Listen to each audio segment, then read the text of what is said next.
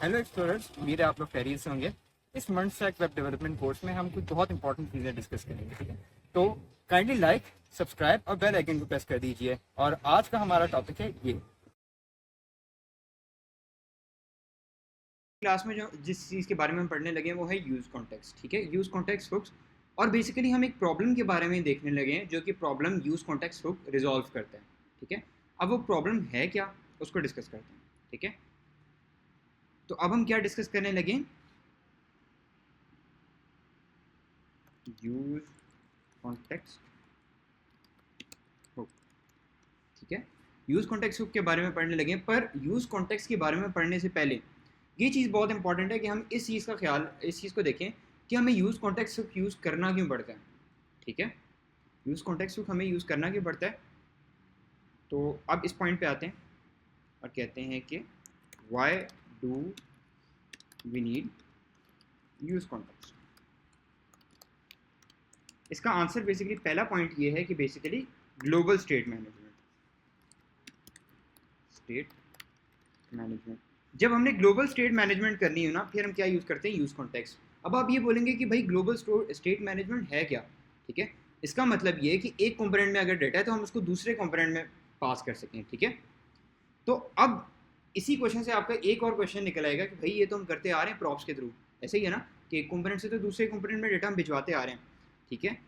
इसी से हमारा एक प्रॉब्लम निकल आता है जिसको हम क्या कहते हैं, प्रॉप ड्रिलिंग, ठीक है। Props drilling.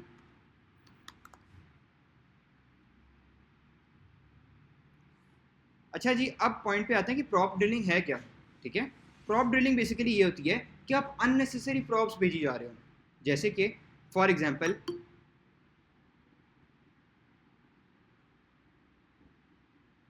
ठीक है।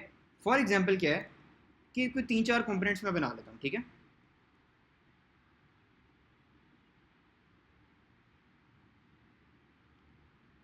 मैं कोई 3-4 कंपोनेंट्स बना रहा हूँ, ठीक है। ये 6 कंपोनेंट्स हैं,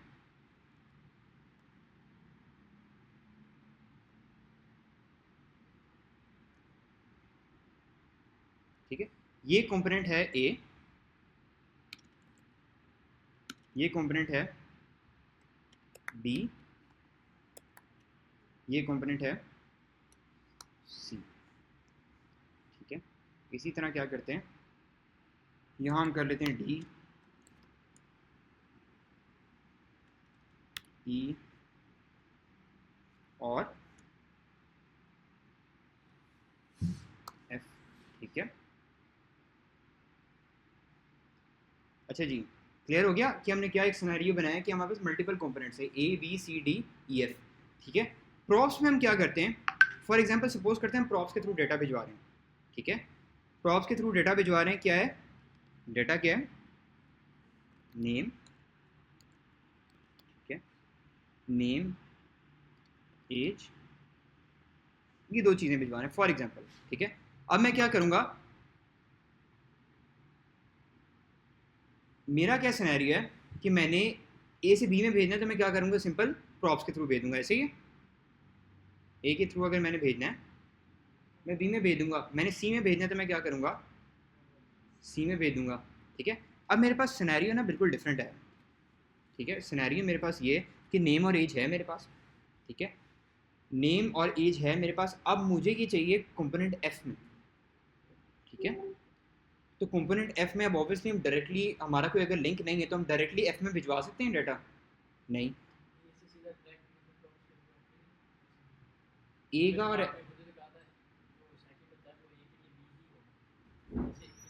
हम्म, नहीं, मैंने डेटा ए से जो एफ ये वाला कंपोनेंट है ना, एफ में भेजना है। अब प्रॉब्लम ये है कि बेसिकली ए और एफ का डायरेक्ट कोई लिंक नहीं है। डेटा मैंने ए से एफ में भेजना है, यानी कि मुझे डेटा एफ जो है वो नेम और एज इधर चाहिए। प्रॉब्लम ये है कि ए का एफ से कोई डायरेक्ट कनेक्शन नहीं है, बी का सी के साथ है, सी का डी के साथ है और डी का ई के साथ है, फिर ई का एफ के साथ है। समझ आया। एक मिनट मैं बताता हूँ आपको प्रॉब्लम क्या आ रही है। प्रॉब्लम ये आ रही है कि ए का कनेक्शन है बी के साथ, ठीक है। यानी ए बी को कॉल कर रहा है, बी कॉल कर रहा है सी को, सी कॉल कर रहा है सी कॉल कर रहा है डी को, और डी कॉल कर रहा है ई को, और ई कॉल कर रहा है एफ को। अब जाहिर सी बात है ए और एफ का डायरेक्ट तो कोई कनेक्शन नहीं हुआ। अगर हमने नेम और एज को भिजवाना है, या सपोज कोई भी डाटा भिजवाना है, हमें क्या करना पड़ेगा? ऑब्वियसली हमें प्रॉप्स के थ्रू बी में भिजवाना पड़ेगा, फिर हमें क्या करना पड़ेगा? सी में भिजवाना पड़ेगा, फिर हमें डी में भिजवाना पड़ेगा, डी से हमें ई में भिजवाना पड़ेगा, और ई से एफ में भिजवाना पड़ेगा, और फिर फाइनली हमें नेम और एज मिलेगा। ये 6 कंपोनेंट्स हैं, ठीक है। सपोज हमारे पास 100 कंपोनेंट्स हैं, सही है, 100 कंपोनेंट्स है, बहुत बड़े स्केल की एप्लीकेशन पे हम काम कर रहे हैं। तो क्या ये एक अच्छी अप्रोच है कि हम अननेसेसरी डेटा भेजी जा रहे हैं, जबकि बी को भी इसकी ज़रूरत नहीं है, सी को भी इसकी ज़रूरत नहीं है, ना डी को इसकी ज़रूरत है, ना ई को इसकी ज़रूरत है, सिर्फ एफ को चाहिए। तो अननेसेसरी हम डेटा भेजी जा रहे हैं ना। ये वाला प्रॉब्लम रिजॉल्व करने के लिए ना हम बेसिकली एक हुक यूज़ करते हैं, यूज़ कॉन्टैक्ट, और इसके लिए हमें ग्लोबल स्टेट मैनेजमेंट की ज़रूरत पड़ती है, ठीक है। इसके लिए हमें क्या करना पड़ता है? Global state management. इसके लिए हम बेसिकली करते क्या हैं? करते हैं बेसिकली क्या है कि यहाँ ना एक स्टोर बना लेते हैं, ठीक है। यहाँ हम एक बना लेते हैं स्टोर, और जो भी हमारी स्टेट्स हैं ना वो हम स्टोर के अंदर रख लेंगे। जैसे फॉर एग्जांपल इसके अंदर हम रख लेते हैं नेम और एज, ठीक है। अब ये बेसिकली हमारा क्या है? ये है हमारा स्टोर, ठीक है। इसके अंदर हमारा डेटा होगा। अब बेसिकली क्या है कि हमें इधर जाने की नेम और एज की ज़रूरत नहीं है, ठीक है। इसको ग्रीन दोबारा कर लेते हैं। अब बेसिकली क्या है कि जब भी मुझे डेटा चाहिए होगा, सही है, नेम और एज मेरे इसके अंदर पड़ा हुआ है, मैं सिंपल क्या करूँगा? उस फाइल को कॉल कर लूँगा, स्टोर को, और फॉर एग्जांपल एफ़ को चाहिए तो मैं एफ़ के पास ले जाऊँगा, ठीक है। फॉर एग्जांपल एफ़ को अगर डेटा चाहिए तो मैं क्या करूँगा? सिंपल एफ़ में कॉल करके डेटा ले लूँगा। या मुझे बी में चाहिए तो मैंने बेसिकली क्या किया? डेटा के लिए एक फाइल ही ग्लोबल स्टोर अलग बना दिया, ठीक है, कि सारा मेरा डेटा उसके अंदर हो, और जहाँ मुझे वो डेटा चाहिए सिंपल मैं उसको कॉल कर दूँ, ठीक है, इंस्टेड ऑफ कि मुझे कंपोनेंट ए या बी में करके बार बार प्रॉप्स में भेजना पड़े। तो बेसिकली अगर आपसे कोई इंटरव्यू में ये क्वेश्चन पूछ ले कि ग्लोबल स्टेट मैनेजमेंट या ये प्रॉप ड्रिलिंग जो है, इस इशू को रिजॉल्व करने के लिए आप क्या सोल्यूशन कर सकते हैं, तो आप क्या बोलोगे? Global state management. और ग्लोबल स्टेट मैनेजमेंट का एक तरीका हमारे पास है कॉन्टेक्स्ट एपीआई, ठीक है। We can do global state management through.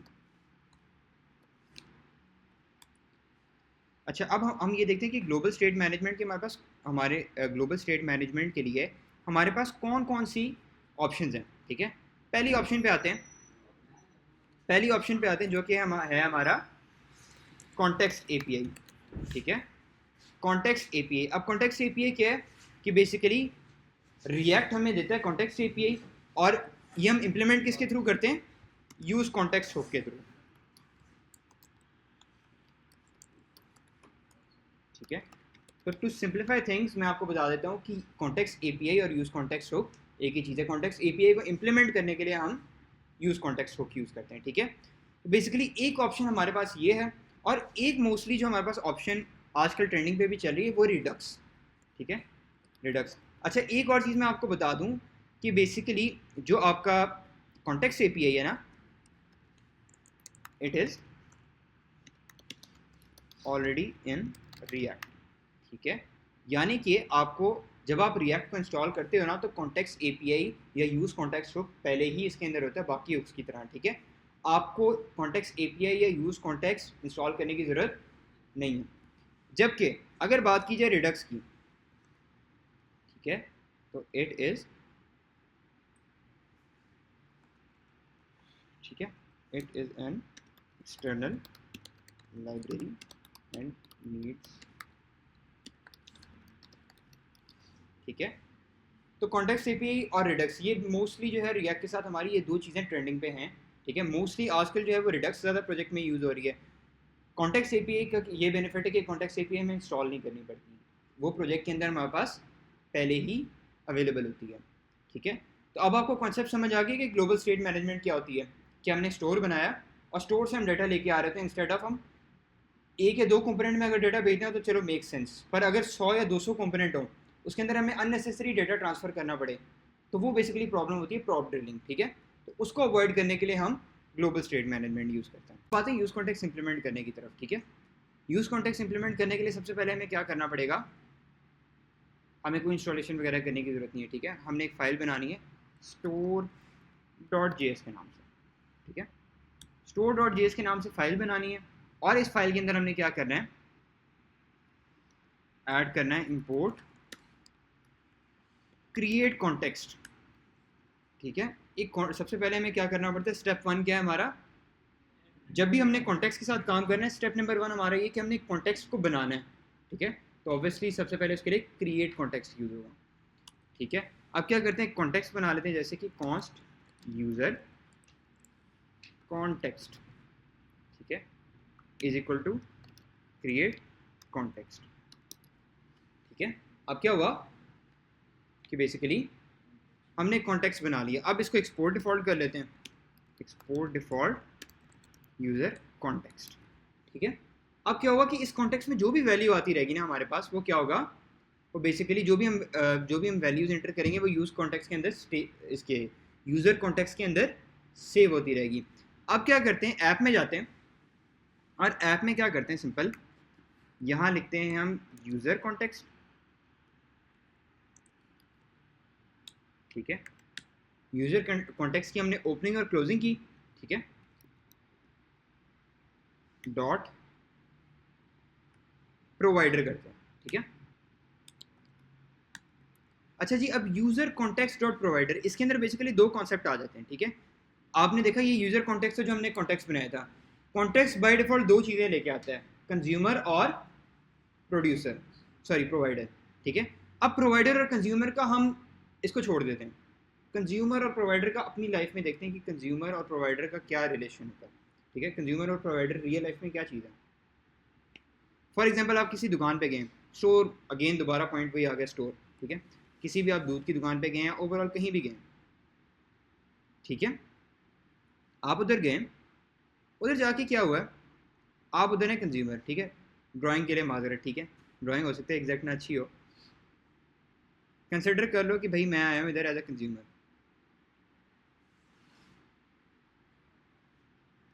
ठीक है।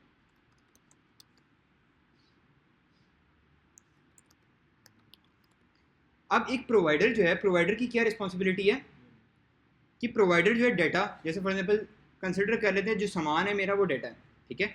अब ऑब्वियसली जो मेरा डाटा है वो एज अ कंज्यूमर मैं ले रहा हूँ, और जो प्रोवाइडर है वो दे रहे हैं, ठीक है। तो बेसिकली ये है प्रोवाइडर और कंज्यूमर वाला कॉन्सेप्ट। इसी तरह बेसिकली यूज़ कॉन्टेक्स्ट में भी यही है कि अब ये प्रोवाइडर है, ठीक है।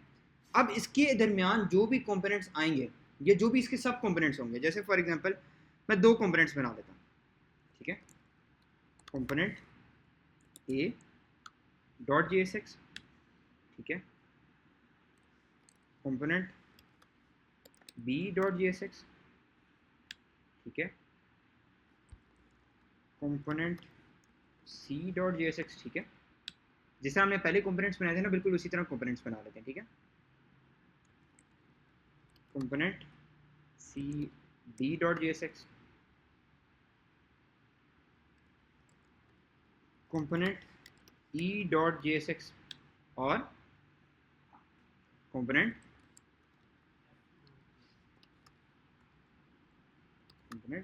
एफ डॉट जी एस एक्स, ठीक है। अच्छा जी, अब सिनेरियो मेरे पास ये है कि मेरे पास प्रोवाइडर है, यूज़र कॉन्टेक्स्ट डॉट प्रोवाइडर, इसके अंदर मैं क्या करता हूँ। अच्छा बेसिकली अभी हमने क्या किया हुआ है कि इसके अंदर ना आर एफ सी कर लेते हैं, क्योंकि अभी ऑब्वियसली हमने कोई वो किया हुआ नहीं एक्सपोर्ट डिफॉल्ट वगैरह, तो हमें शो नहीं करेगा कंपोनेंट। आर एफ सी का पता है ना आपको क्या है, एक स्निपेट है रिएक्ट फंक्शनल कंपोनेंट बनाने के लिए, ठीक है। इसमें मैं फिलहाल कुछ भी नहीं कर रहा, सिर्फ ये देखें कंपोनेंट डी लिख रहा हूँ, ठीक है, सिर्फ इस वजह से कि मैं इसको एक्सपोर्ट करके ऐड कर सकूँ, आर एफ सी एफ, ठीक है। अब मेरे पास एफ में भी आ गया कुछ, ई में भी आ गया, डी में भी आ गया, सी में भी आ गया, बी में भी और ए में भी, ठीक है। अब मैं क्या करता हूँ, इधर कॉल कर लेता हूँ कंपोनेंट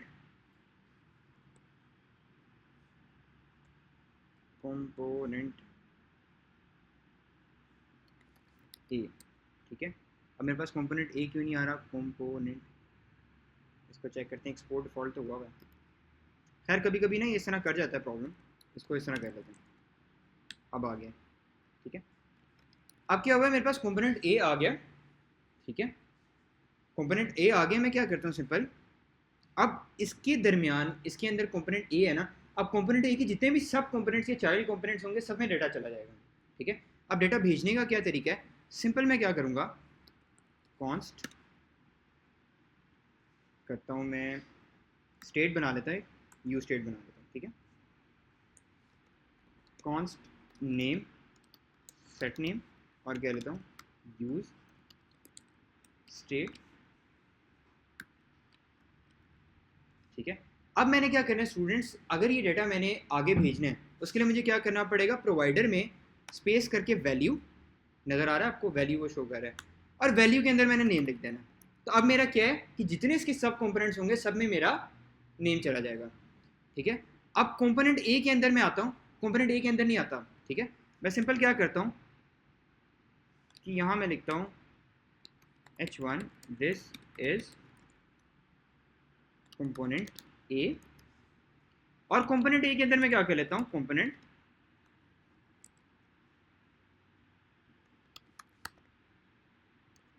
अच्छा पता नहीं क्यों इस तरह ये प्रॉब्लम कर रहा है, इधर से इंपोर्ट करेंगे ना तो हो जाएगा।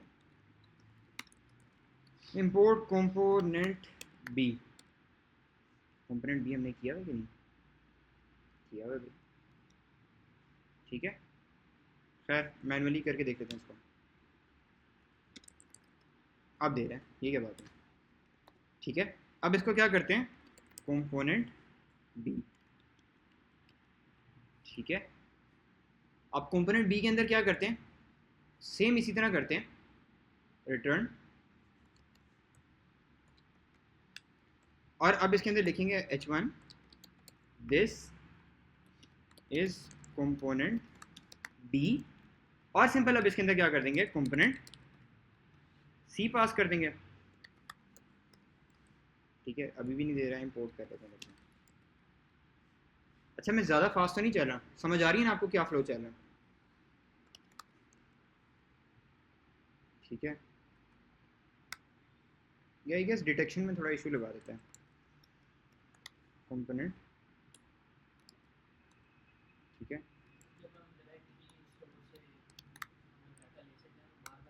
नहीं स्टोर में हमने क्या किया, अभी जो हमारा सिनेरियो ना, स्टोर में हमने क्या किया है कि स्टोर में हमने कॉन्टेक्स्ट बनाया है, और जो हमारा पेरेंट है ना ऐप, उसके अंदर हमने डेटा जो भी हमारा था सारा वो उसके अंदर डेटा होगा हमारा, और जो भी हमने चेंजिंग करनी है सारी वो हम क्या कर सकते हैं आगे फर्दर ऑन, जैसे हम डेटा पास करते रहेंगे उसके थ्रू कर सकते हैं। सोल्यूशन हमारा ये निकला है इससे कि अब बेसिकली अब आपको मैं ये दिखा रहा हूँ कि हमें ए बी सी डी ई, ठीक है, इसके अंदर हमें कुछ भी प्रॉप्स के थ्रू हम डेटा पास नहीं करेंगे, सिंपल मुझे एफ में चाहिए होगा तो मैं क्या करूँगा, एफ में जाके डेटा गेट करूँगा, ठीक है। किस तरह करने में आपको वो दिखा रहा हूँ, ठीक है।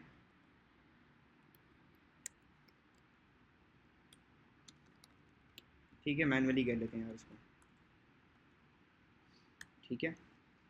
कंपोनेंट सी पे आ गए, डन। अब क्या है कि कंपोनेंट सी पे आते हैं और इसको करते हैं, यहाँ लिख लेते हैं भाई h1 this is component C, और यहाँ क्या कर लेते हैं हमारा साथ अगर आ जाता है, यहाँ हमने लिखना है कंपोनेंट डी, ठीक है। डी भी अब ज़्यादा चांसेस नहीं आएगा इधर, तो मैनुअली ही कर लेते हैं भाई, component D from dot slash component D, ठीक है। कंपोनेंट डी कर लिया, अब आते हैं डी पे, डी पे भी सेम एग्जैक्ट यही काम करेंगे, h1 this is component D, और यहाँ क्या करते हैं कंपोनेंट ई, अब तकरीबन हम करीब ही पहुँच गए, इंपोर्ट कंपोनेंट ई,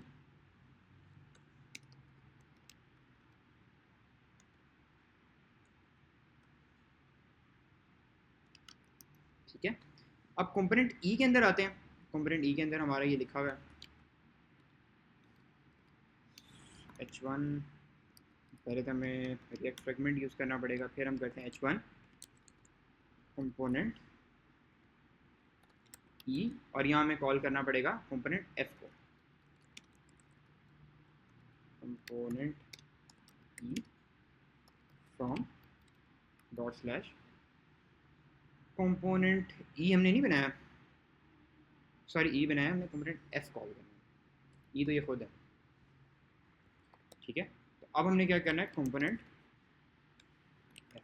तो फाइनली अब हम कंपोनेंट एफ पे जा रहे हैं, और कंपोनेंट एफ पे हमारा काम होगा कि हमने डेटा को गेट करना है, ठीक है। जी शर्जील, आपने हैंड रेज किया हुआ है।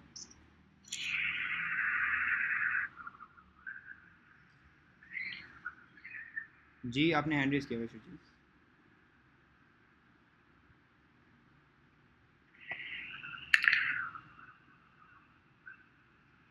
जी आपका कोई क्वेश्चन है आपका कोई?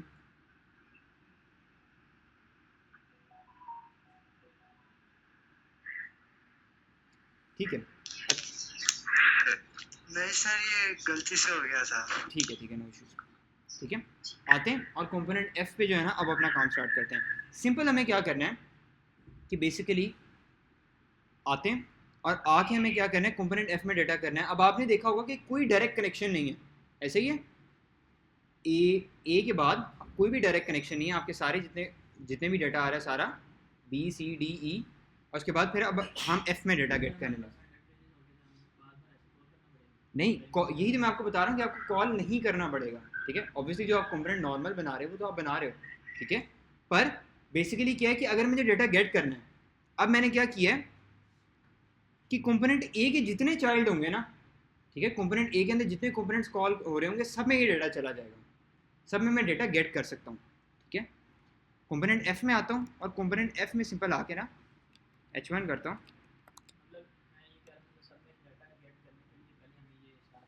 नहीं, अगर आप इस तरह करना चाह रहे हैं ना, फिर आप ये कर सकते हो, यूज़ कॉन्टेक्स्ट डॉट प्रोवाइडर जो है ना वो ऐप में कर दो, आपकी पूरी एप्लीकेशन में जो है ना वो डाटा चला जाएगा, ठीक है। अगर बल्कि हम इसी तरह कर लेते हैं, ठीक है। इसको मैं रिमूव कर देता हूँ। हम क्या करते हैं कि यूज़र कॉन्टेक्स्ट भी रिमूव कर देते हैं और यूज स्टेट भी रिमूव कर देते हैं, और ये यूज़र कॉन्टेक्स्ट वाला जो पार्ट है ना इसको रिमूव कर देते हैं, ठीक है। इसको हम क्या करते हैं, मेन डॉट JSX में लिख लेते हैं, ठीक है। जैसे कि मैं करता हूँ यूज़र कॉन्टेक्स्ट डॉट प्रोवाइडर, ठीक है, और क्या होगा, ठीक है। अब मैं यहाँ क्या करता हूँ, एक स्टेट बनाने की कोशिश करता हूँ, ऑल्दो यहाँ थोड़ा सा मसला होगा मुझे क्योंकि फंक्शन नहीं है मेरे पास कोई, यहाँ मेरे पास इशू हो सकता है स्टेट का। हाँ ठीक है, मेरे पास किधर कोई फंक्शन नहीं है तो ये मेरे पास एक प्रॉब्लम होगी। अब इसको चेक करते हैं कोई एरर तो नहीं दे रही है हमें।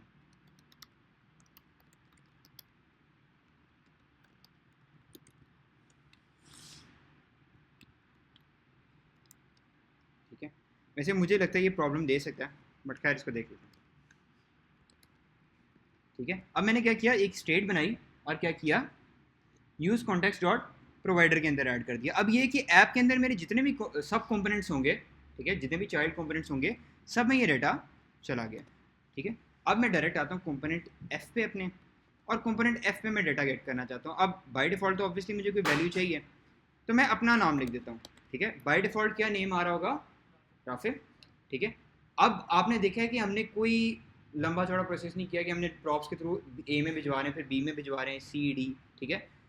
सिंपल आते हैं एफ में, और एफ में आके मुझे डेटा गेट करना है। डेटा गेट करने के लिए मुझे क्या करना पड़ेगा, यूज़ कॉन्टेक्स्ट करना पड़ेगा, इंपोर्ट यूज़ कॉन्टेक्स्ट, ठीक है, और मुझे ऐड करना पड़ेगा इंपोर्ट यूज़र कॉन्टेक्स्ट, ठीक है। अब मुझे क्या करना है, यहाँ ना अपने यूज़ कॉन्टेक्स्ट को यूज़ करना है, ठीक है। सिंपल मैं क्या करता हूँ, कॉन्स्ट क्या लेता हूँ, यूज़ कॉन्टेक्स्ट, तो हमें आपका माइक ऑन हुआ है, म्यूट करने का है, ठीक है।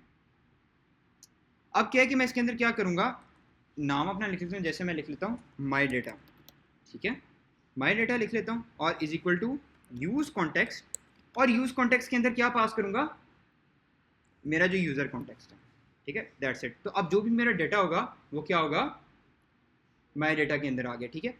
तो तो मैं कहता हूँ माय नेम इज़, ठीक है, my name is my data, ठीक है। अब इसको ट्राई करते हैं, एप्लीकेशन पे अपने आते हैं, हमारा क्या पोर्ट था, लोकल 5173,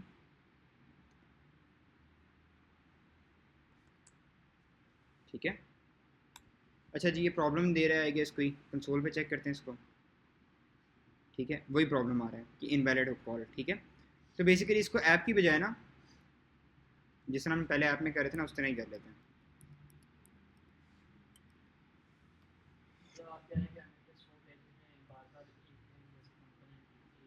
मैं बताता हूँ, देखो होता बेसिकली क्या है कि आप जो है ना, आप जब अपनी ऐप में कोई कंपोनेंट कॉल करोगे तो उसके ज़ाहिर सी बात है चाइल्ड कंपोनेंट्स तो होंगे ना, आप सिर्फ ऐप को उसके दरमियान में इंक्लोज कर दो, जैसे हमने ये किया है कंपोनेंट ए। अब हमें कंपोनेंट ए के बाद कोई 100-200 कंपोनेंट कॉल करने की ज़रूरत नहीं है। अब कंपोनेंट ए के अंदर जितने मर्जी कंपोनेंट कॉल हो, इसकी जो, बल्कि ये मैं आपको ना इस पर समझा देता हूँ। ये देखो हमने क्या किया है, हमारा स्ट्रक्चर इस तरह का है कि ऐप, ठीक है, हमारा स्ट्रक्चर इस तरह ऐप, फिर ऐप के बाद हमारे पास क्या आ रहा है, ओहो, ठीक है, कंपोनेंट ए, ठीक है। इसी तरह हमारे पास, हम इसको ज़रा ब्रेक डाउन कर लेते हैं, ठीक है।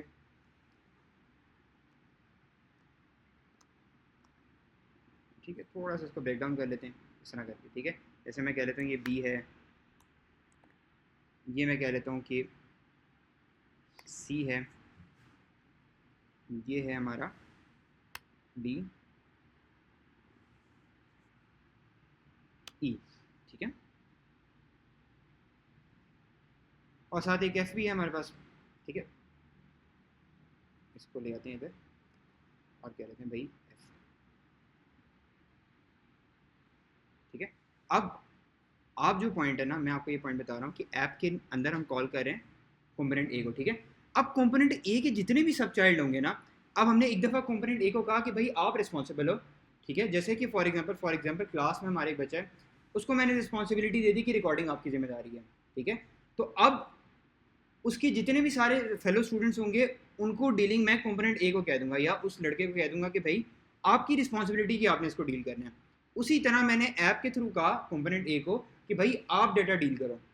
अब कंपोनेंट ए के अंदर अंडर इसकी जितने भी सब कंपोनेंट्स आएंगे, जितने भी चाइल्ड कंपोनेंट्स आते रहेंगे, हमें कहीं भी डेटा पास करने की ज़रूरत नहीं है। वो खुद ही डेटा जो है, वो प्रोवाइडर जो हमने किया है ना, प्रोवाइडर खुद ही डेटा उसका जो है वो भेज देगा, ठीक है।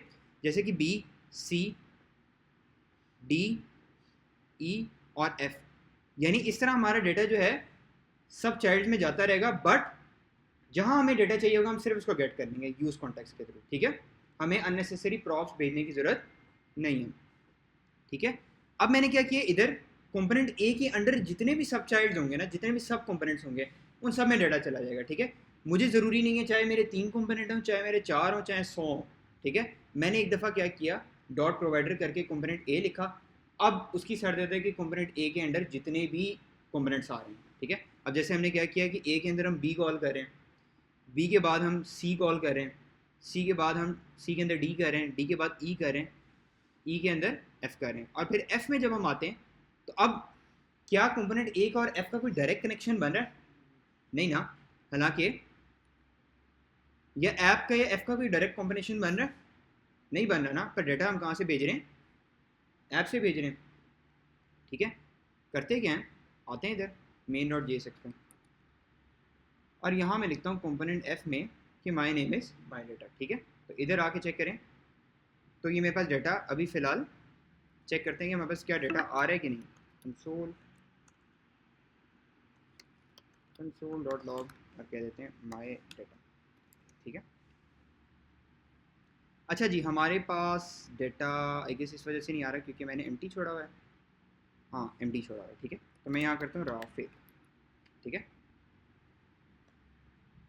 ठीक है। तो क्या हुआ, वो जो अननेसेसरी डेटा हमारा ट्रांसफ़र हो रहा था वो भी बच गया, और प्रोवाइडर ने क्या किया कि जिस कंपोनेंट को डेटा चाहिए था सिर्फ वो क्या करता है, यूज़ कॉन्टेक्स्ट करता है और डेटा अपना ले लेता है, ठीक है। तो बेसिकली इससे हमारा क्या हो गया, चीज़ें और सिंप्लीफाई होगी, और इससे हमने एक प्रॉब्लम जो है उसको क्या कहते हैं अवॉइड कर लिया। वो कौन सा था, प्रॉप ड्रिलिंग वाला, ठीक है। अच्छा जी, एक पॉइंट ये आता है कि जैसे हमने जो एग्जांपल देखी थी शुरू में बोर्ड पे हम जो देख रहे थे वो क्या था कि उसके अंदर नेम के साथ साथ एज भी थी, ठीक है। तो इस चीज़ का आपने याद रखना है कि जब भी आप एक से ज़्यादा चीज़ भेज रहे हो तो आपको ऑब्जेक्ट भेजना पड़ता है, ठीक है। जैसे कि फॉर एग्जांपल मेरे पास आ रही है एज भी आ रही है, ठीक है। मैं कह लेता हूँ सेट एज और मैं कह लेता हूँ यूज स्टेट।